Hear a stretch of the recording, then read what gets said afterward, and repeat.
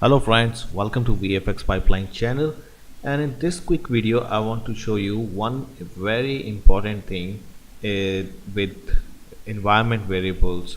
Okay, so what is environment variable and where you can use that and how you can use environment variables with Python. So these all three things we will cover in this quick video, and this is very important because our next video, which is we are sending email through Python, is dependent on this video. So I hope you understand the environment variable first and then how to use environment variable in Python. Okay, so to set environment variable in Windows, okay, so first thing is you go to your settings, and here you find a settings, you just type environment. So here you can see that edit system environment variable or edit environment variable for your account. So maybe just select the first one. Okay, so then you will see this environment variables window here. Okay, you can close this here. So here you can see that this is the variable name and this is the variable value. So now two variables we will create, and after that those variables we will access in Python. Okay, so let's just create first variable, and the variable name is email. Okay, and then put the email address, sorry, email, and for example abc@gmail.com. So this is the actually this is just the example. So I will just show you that. Okay, variable name email, or maybe just make something like my email.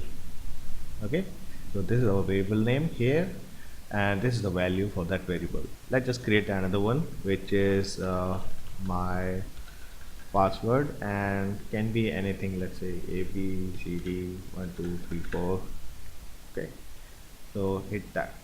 So with that you can create environment variable. Now there is one thing that you might wondering, that why there is two sections here. So the first thing is, if you set this environment variable my email my pass, that is only available for this user, which is HP currently, who is logged in.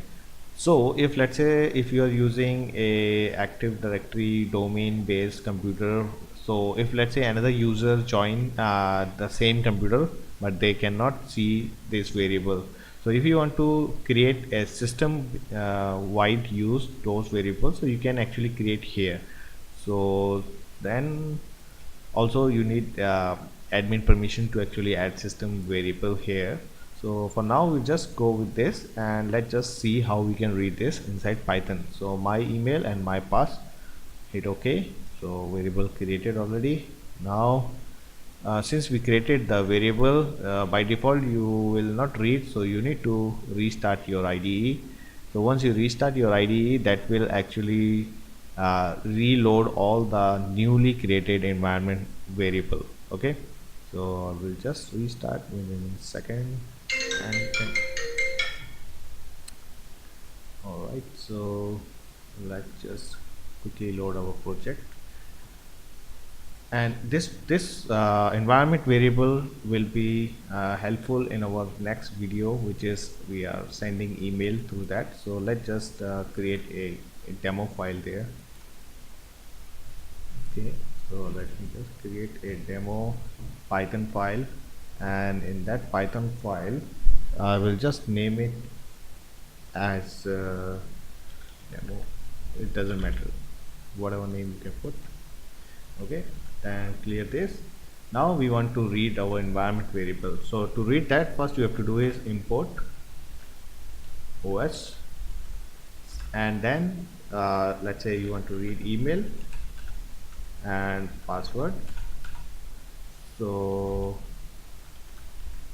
email will be your OS dot environ, environ, and then this is actually a object, so you need to call the name here. So email was actually my email, and password was os dot environ, and then in the brackets put my pass. Okay, now let's just try to print email and print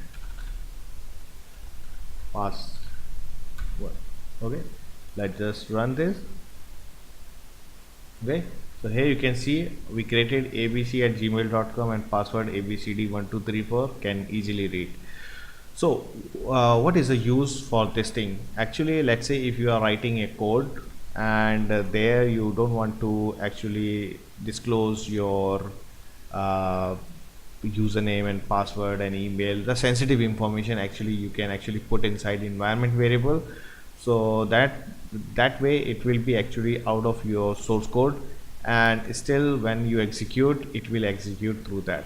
So in my next video I will show you how you can send email through Python, and there we are going to use these settings. Okay, so let's continue to our next video. I will see you in my next video. All right, thank you guys.